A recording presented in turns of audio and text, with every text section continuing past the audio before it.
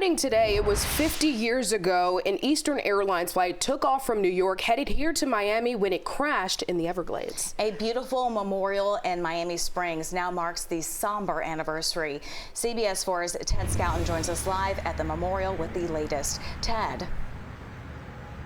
Yeah, Nadja and Chelsea, certainly a lot of hugs and tears out here today. Even 5 decades after this happened, there is still so much pain with survivors and family members. Take a look behind me here. This is all new today. This is a new permanent memorial to those who did not survive.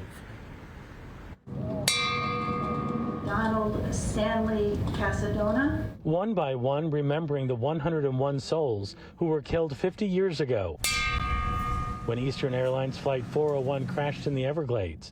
It happened just west of Miami International Airport. The flight was just moments from landing, coming from New York. You will never be forgotten. You are here with us. Flight attendant Beverly Raposa survived the crash. A picture of her and the other flight attendants shows them just hours before that flight. All but 2 survived. Beverly vowed to make a permanent memorial to those who were killed. We now dedicate this memorial to the 101 souls who perished that night. The name of Ronald Infantino's wife, Lily, is on that memorial. The couple was returning to Miami from their honeymoon when the unspeakable happened. Next thing I knew it, we hit left wing tip first. Everything out of the overheads flew over, and the plane actually spun in a circle. And then all of a sudden, the floor dropped. Next thing I knew it, I woke up in the water. And your wife wasn't there? I don't know where she was. They didn't find her body until 2 days later.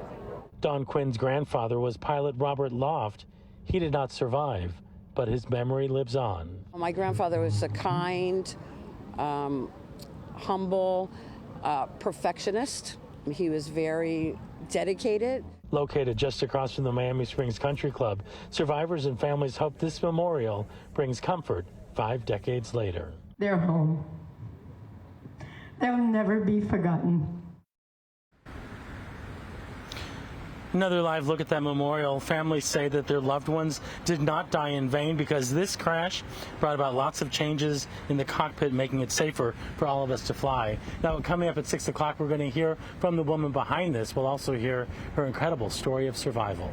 Live in Miami Springs, Ted Scouten, CBS 4 News.